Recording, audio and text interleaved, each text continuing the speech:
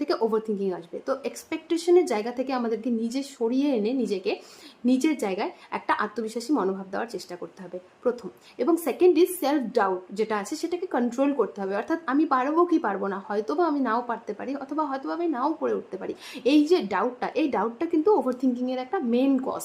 তো এই জায়গাটায় ডাউট রাখা যাবে না, হয় আমি পারবো না হয় আমি পারবো না। যদি আমি না পারি তাহলে কি, নাথিং।